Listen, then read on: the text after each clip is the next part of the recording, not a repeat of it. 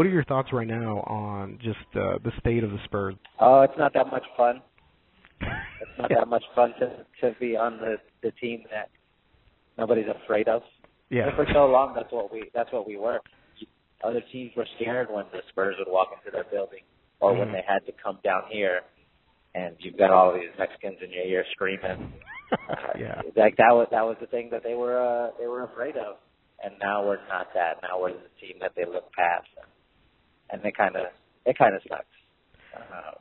But this is part of it. I imagine in 3 or 4 years we'll be a threat again. But maybe sooner than that. Who knows? But yeah, but this part of it, you're like, let's just get through it. We have to do this. Yeah. What's kind of your take on what you've seen from the fan base on like Twitter? Some people saying like, Pop needs to go, or pissed off that Pop doesn't play law anymore, or the younger guys. What do you feel about that? I don't think there's anything that Pop could do that would make me question his decision making. Because he is literally the greatest basketball coach of all time. He's better than Phil. He's better than Red. He's better than Pat. He's better than every single other person who has ever coached basketball. That's right, Popovich. And he's not going to suddenly not know how to coach. Yeah. You know what I'm saying? Yeah. So I don't feel like there's a reason to question anything that he's done or that he's doing. It seems to me that he's making the best decision at all times. But I do understand other people feeling that way, and especially if you were not like seriously watching the Spurs before Pop showed up. Yeah.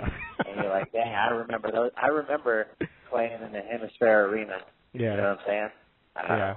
But yeah, if you grew up and all that you've known is the best coach of all time was your coach, and your teams were always good, and your teams were at a 15-year stretch were legitimate title contenders. Yeah. And then suddenly it's not that. That's got to be a weird whiplash, and especially because it happened so fast. It happened over like a 2-year stretch. Right. And it's like whoa.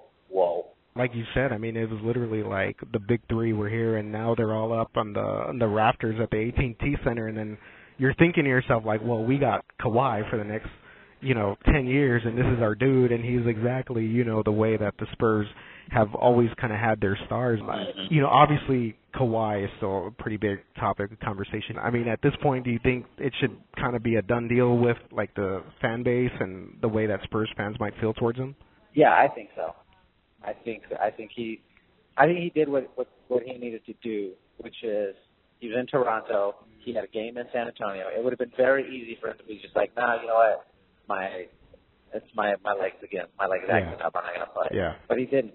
He came and he played, and we all got to boo him that whole game every time he touched the ball. Yeah. And the Spurs won that game. It was great. What always stuck to me is after the game, Pop was like, all right, that's enough. You know what I'm saying? Yeah. And Pop is in the center of all of that stuff.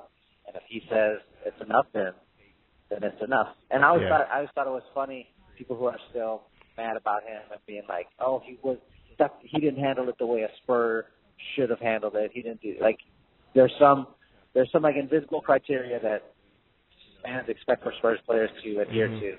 Yeah. Or to check off. But then here it's 2 years later and you're still complaining about it like that's not a Spurs thing. Yeah. That's not what we do. Stop doing it too. You know what I'm saying? Yeah, that's a good point. Yeah, that's a good way of looking at it.